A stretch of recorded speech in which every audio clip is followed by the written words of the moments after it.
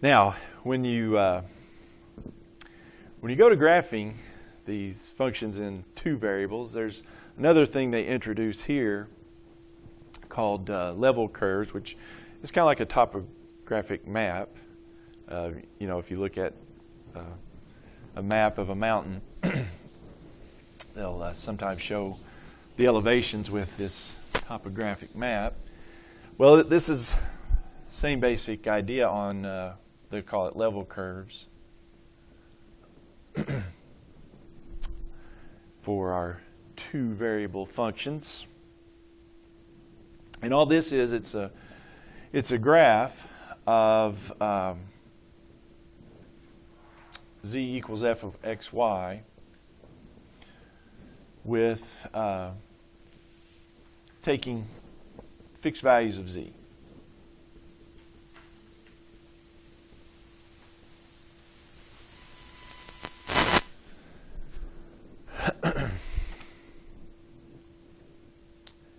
So in other words, we let z be 1 and see what the graph turns into there. Z equals 2, or various nice values, I guess, is what we may try for if it's like a squared graph or something like that. But but basically, what you're doing is you're just taking slices.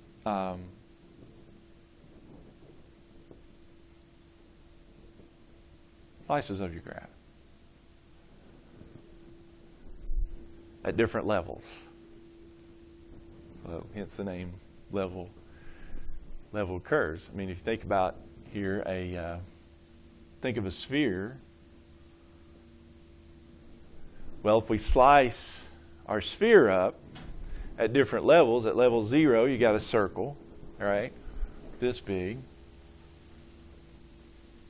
So if z equals 0, we're that big. Then if we take a slice just above that, say at z equals 1, well, that's still a circle, but it's a little bit smaller. So z equals 1 would be that. And then at z equals 2, and ultimately we get smaller and smaller and smaller. And so, yeah, and so that's, as far as the level curves, that's what we'd be looking at for a circle. Huh? Yeah. All right. Well, let's see. Now, this one is our first one. Let's do level curves. So we've got f of x, y equals x squared plus y squared. And so let's sketch the level curves for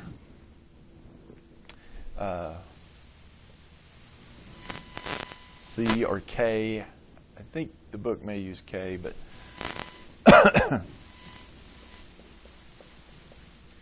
but in this case, we could do 0, 1, 2, 3, but 0, 1, 4, 9 is going to be a little better for us here because of the way the function is. So let's sketch the level curves for those. Yeah, so these are just going to be our z values.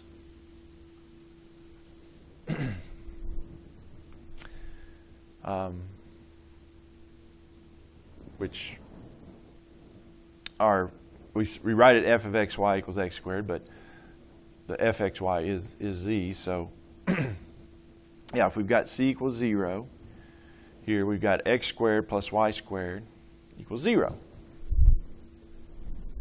which I don't guess is that interesting of a thing, but it is something, right? X squared plus y squared equals 0 would just be 0, 0, right? All right, well, let's bump it up to c equals 1. And so now we've got x squared plus y squared equals 1, which is a radius 1 circle centered at 0, 0.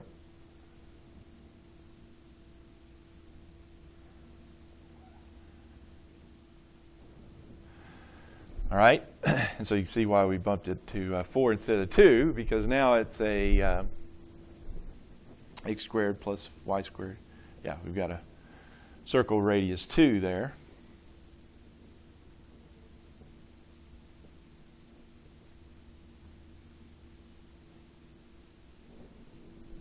Circle of radius 2. All right. And then, of course, c equals 9 is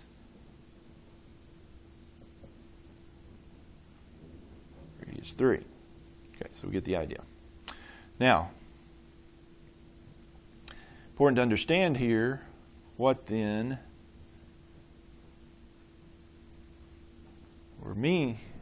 this means as far as the graph is concerned. Because if you look at it, that's very similar to a sphere.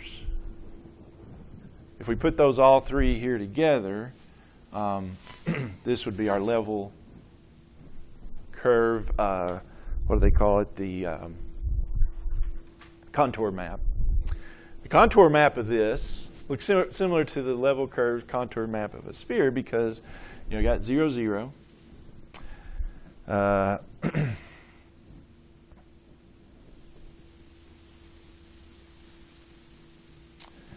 It just puts all these together. 1, 1, circle, and 2, and 3. However, what makes this different is because this is the level curve at c equals 9. This is the level curve at c equals 4. This is c equals 1. This is c equals 0. And so that's different than this one because this one is started out at 0 on the outside, right?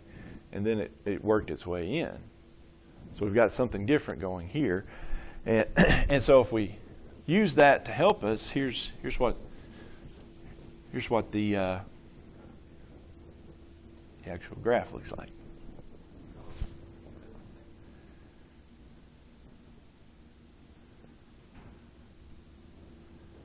So what these provide right here are slices of the graph.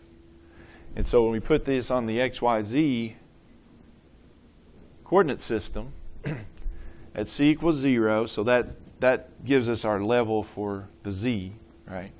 So at c equals 0, which means z equals 0, we just have a point. At c equals 1, which means z equals 1 over here, the slice is another circle of radius 1, right? So we've got a circle here of radius 1. So 1, 1, 1, 1. So we've got kind of a circular thing going there. Of course, with the perspective and all that, it kind of looks...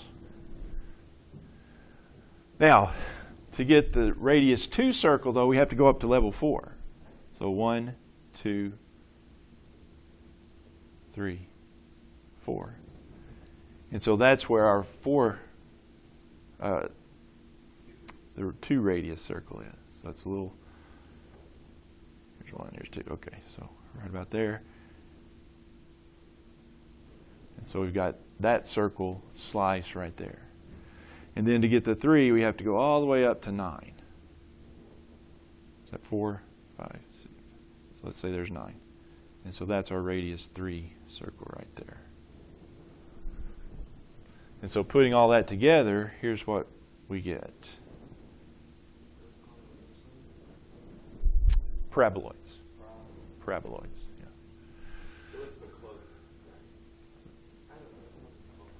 yeah. Well,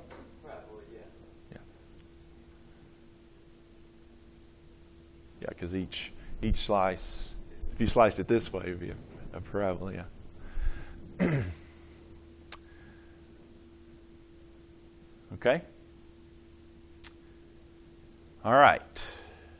So it gives you another kind of a technique to help you get what these graphs look like. Because in 3 dimensions, it does get harder. It gets harder to picture. All right?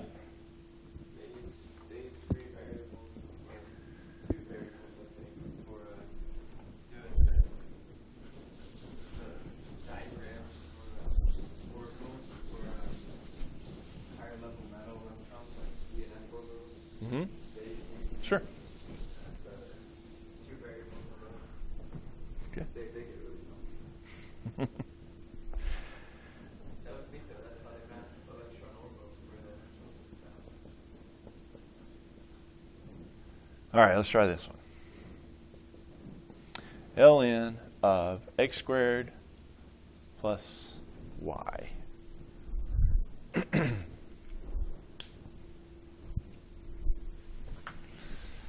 Okay?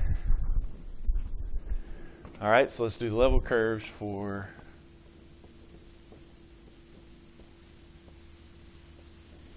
c equals 0, 0, 1, 2, 3. We might need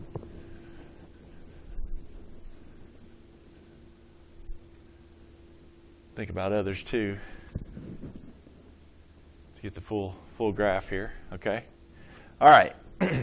So that's just our z value. So c equals 0. We've got the ln of x squared plus y equal 0, which is a little more than just a 0, 0 point, isn't it? Well, usually it just sets up an equation you have to think about graphing. Here, it might be better to put it into exponential form. ln of x squared plus y, if we e both sides, we get x squared plus y equals e to the 0, or 1. And so that would be y equals 1 minus x squared, which we know that is downward parabola. Peaks at 1. Something like that. All right, so c equals 1. C equals 1, we have ln of x squared plus y equals 1. And so that would be x squared plus y equals e to the 1, which is y equals e minus x squared. And so that one's, it's just shifted up. So it's up here at e instead of, which is 2.7, something like that.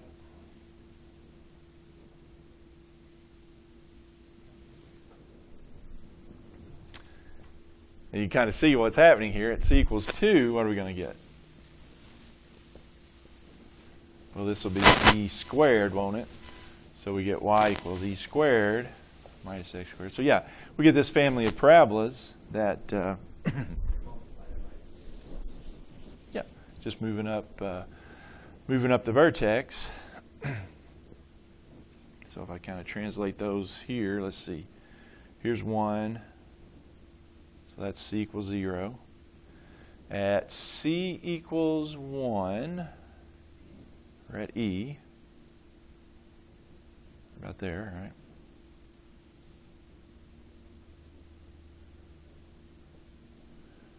E squared, would that be about 8, 9, something like that? 7, okay. So 7, so that would be c equals 2. So it's just, yeah, just moving our parabola around. E cubed goes up to 20. So it goes way on up there. Okay. All right. Now,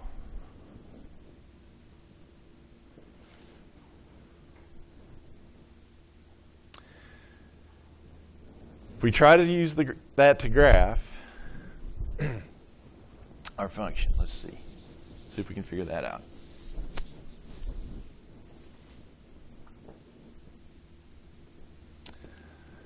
So graph this using these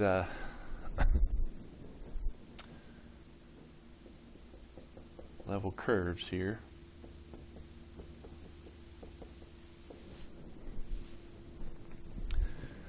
All right.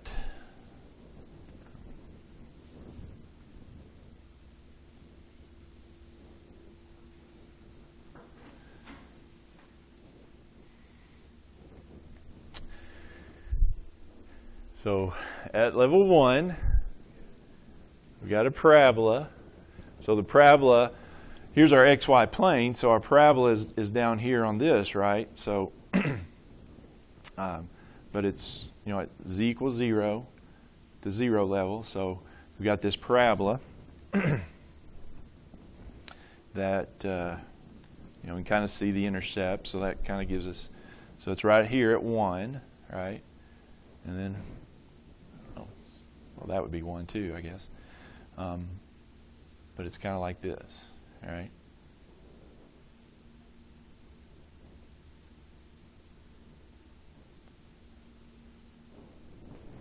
But it's flat there at 0.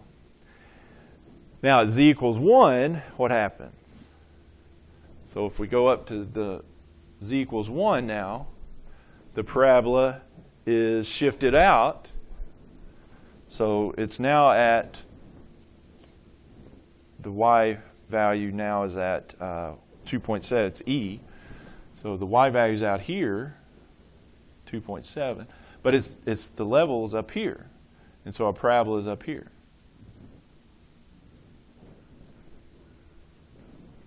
Then we go to 2, it shifts further out. So at 2, it shifts out, what was it, 7? 4, 5, 6, 7. So just out of the 7, but it's up here now.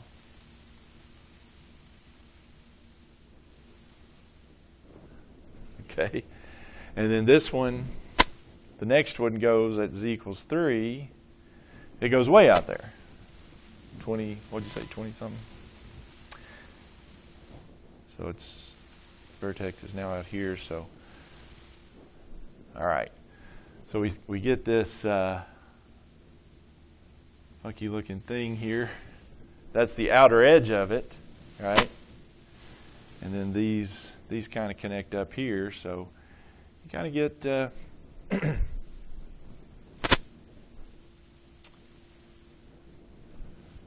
don't know what you call it, kind of a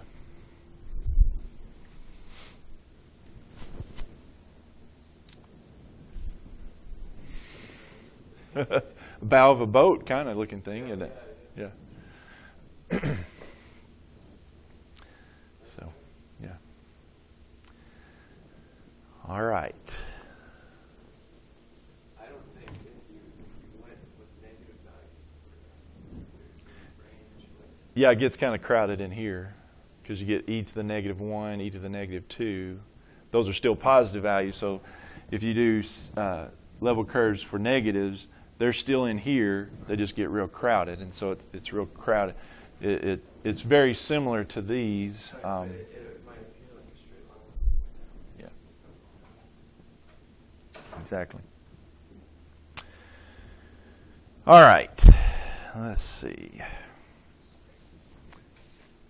Yeah, we're getting close to being time. All right. So anyway, you get some fun things going when you start graphing these. No, that's not right. It's 10:30. Yeah, it's 10:30. All right, now there's a couple others that that I'll assign to have you graph, but you just kind of have to think about some of them. Some of these we didn't do a 2-variable plane, but I mean it's the same thing. If you've got linear, if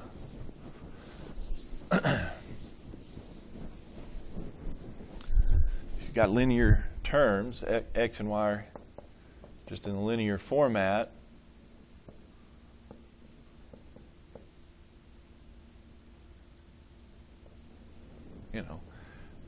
that's just going to be a plane, right? Z equals 1. That's 2x plus 3y plus z equals 1.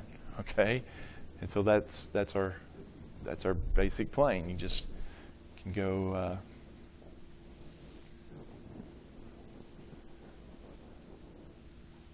I think what the book usually does on those is like do the intercepts. Let's see, the x-intercept would be when y and z are 0 would be 1/2. The 1/3 for the y. I should have drawn it a little bigger. And then the z is 1. And so you get this plane that intersects like that, slices the plane up. Something similar to that. if it leaves off, like if we have two variable, so we just had that, z equals 1 minus 2x.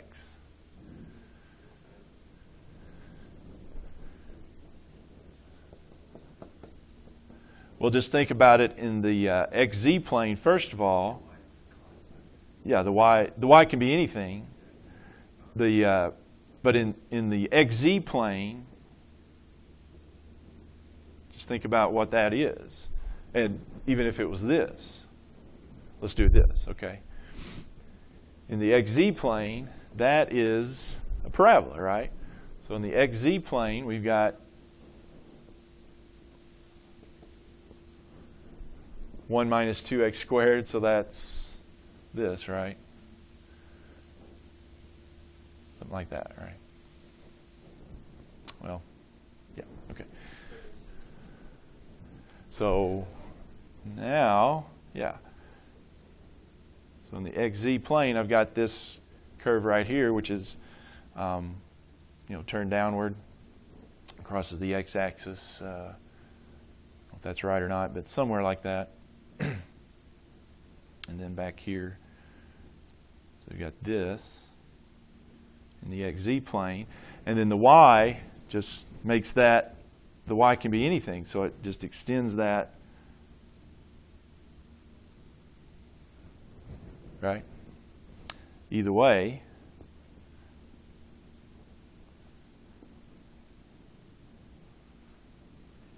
So, yeah. It's harder to do in 3 dimensions. You throw in some dotted lines, I guess, because